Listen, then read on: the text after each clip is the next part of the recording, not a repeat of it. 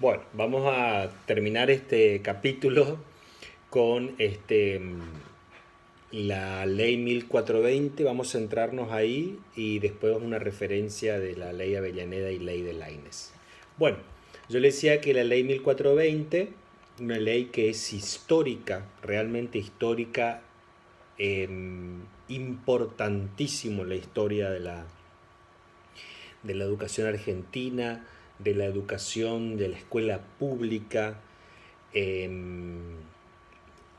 realmente no solo por ser por así decirlo, la primera ley que unifica, ¿no es cierto?, la educación común, sino también una ley que va a marcar por algunas resoluciones que tuvo, que se van a conservar a través de la historia y que también no siempre fue respetada, es decir, una ley que por sucesivos y distintos gobiernos fue puesta en escena, sacada de escena, respetada, no respetada.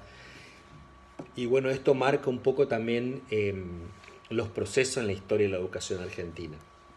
Yo le decía en el video anterior que esta ley fue, digamos, promulgada, llevada adelante un poco y promulgada en el gobierno de Roca, ¿sí?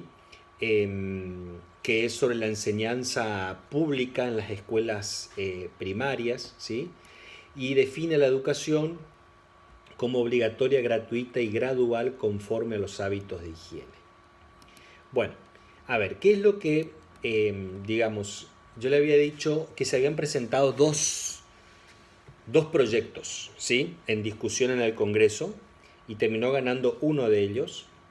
Un proyecto era por la Comisión de Educación de los Católicos Conservadores, que querían que la educación siga siendo confesional, y es decir, que en la escuela se siga dictando religión y que esté a cargo de, por así decirlo, en algunos casos, en el caso de las escuelas particulares, bueno, estaba a cargo de algunas congregaciones religiosas, de sacerdotes o monjas o de otras confesiones religiosas.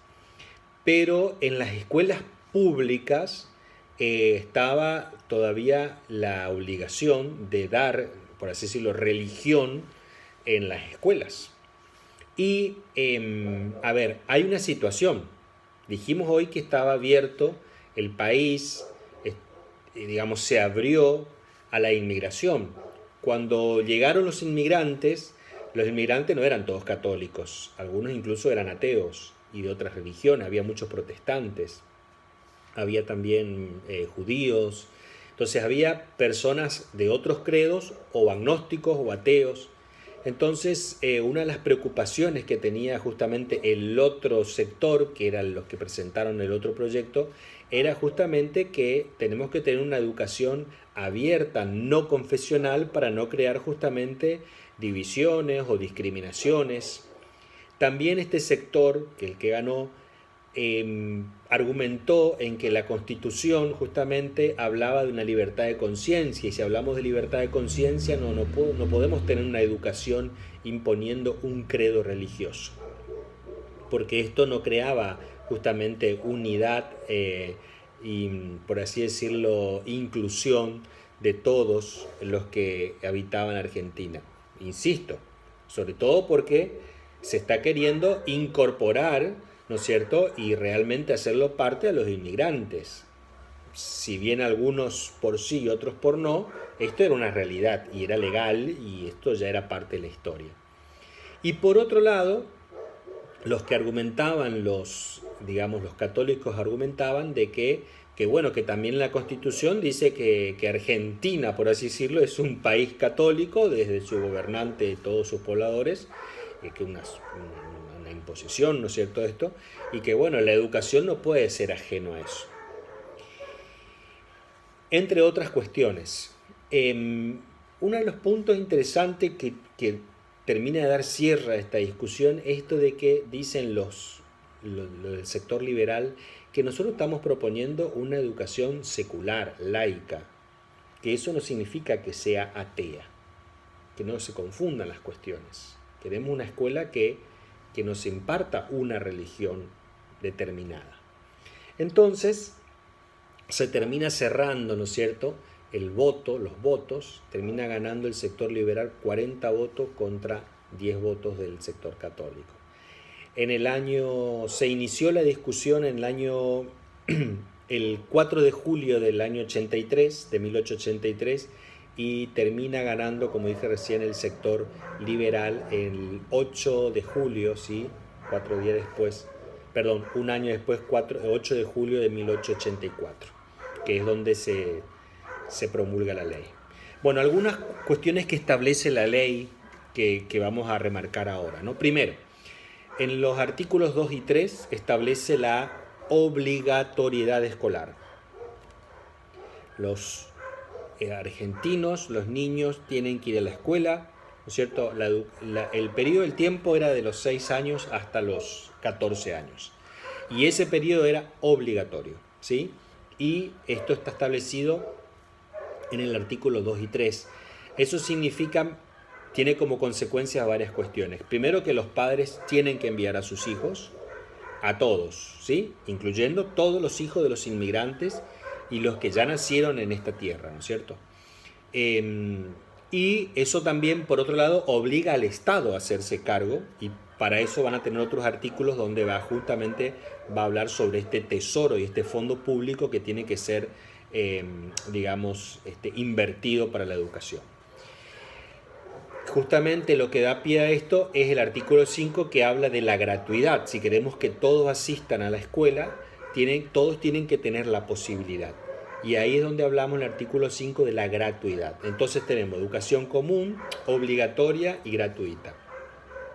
Después en el artículo 4 van a insistir en la libertad de enseñanza, ¿no es cierto? En la elección por parte de los padres de las escuelas y la pertenencia de la educación pública a todos los poderes sociales. Esto, por así decirlo, lo convierte justamente la educación en una educación común, una educación pública. El artículo 6, 7 y 9 va a hablar va a dar lugar a la graduación, ¿no? De que la educación es gradual, ¿no? Se va a establecer un plan mínimo de estudio y de graduación, teniendo en cuenta los intereses particulares, teniendo en cuenta las edades, etcétera, etcétera. Bueno, estoy yendo un poco rápido para no extenderme tanto. El artículo 8, que es el artículo que hizo mucho ruido y llevó mucha discusión en el Congreso, justamente es el que habla de una escuela laica. Y acá voy a hacer una aclaración. No establece la obligatoriedad de la laicidad secular, ¿no? Lo que dice claramente el artículo, y así fue propuso y así quedó y se discutió mucho, dice que, bueno, que la religión se va a poder dar en la escuela, pero que se tenía que hacer antes o después del horario escolar, y no iban a ser los maestros los que tenían que dar, ¿no es cierto?, religión, sino que iba a estar a cargo de el pastor, o el encargado, el catequista, o quien sea el responsable en su culto, digamos, de dar la instrucción religiosa.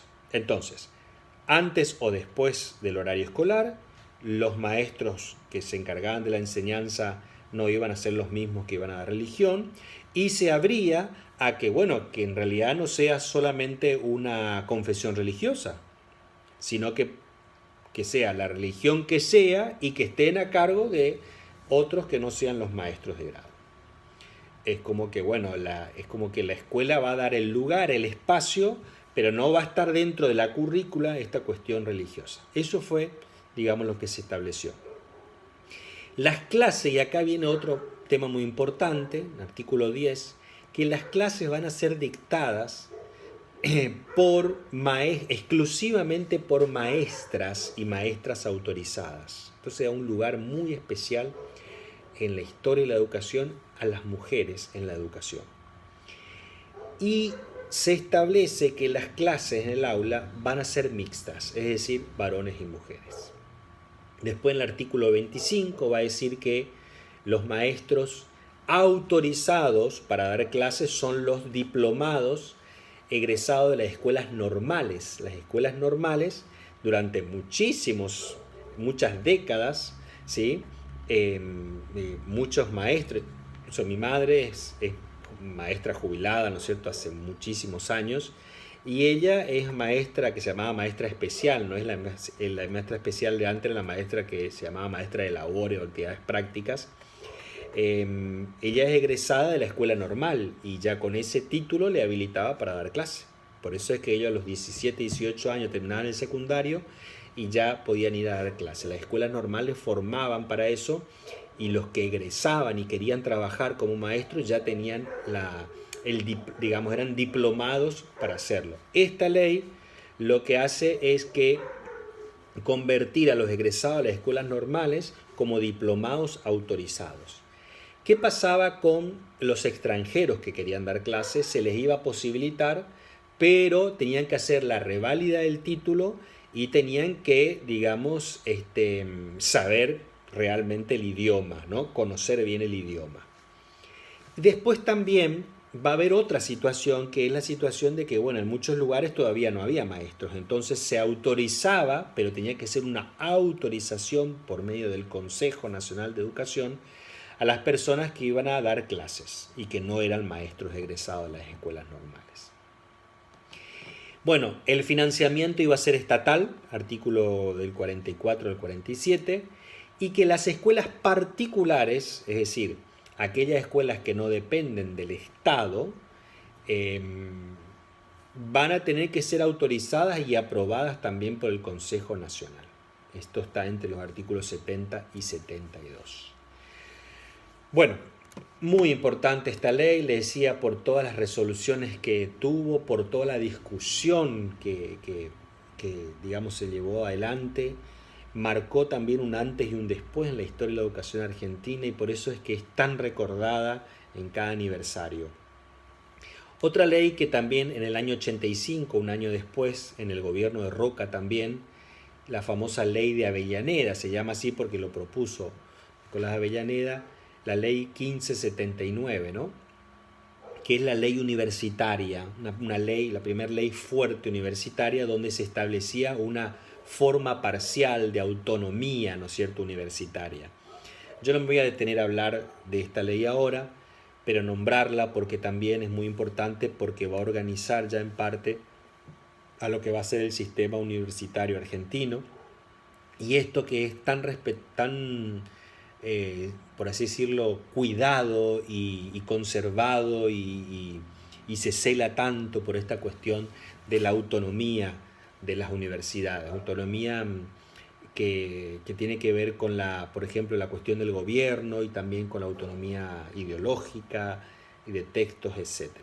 Bueno, tema digo que es capítulo aparte, ¿no? La discusión sobre la ley universitaria y todo lo que establece. Y la ley 4874, la ley de Laínez, ¿sí?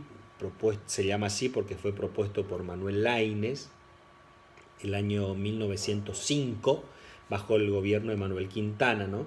Que autorizaba, también fue muy importante porque autorizaba a la nación, ¿sí?, a instalar, digamos, escuelas de su jurisdicción en las provincias, ¿sí? Esta extensión de los edificios para la matriculación, ¿no es cierto?, que aquellas provincias que solicitaban escuelas, entonces esta ley lo que hace es, digamos, autorizar esa instalación de las escuelas de nación en las jurisdicciones.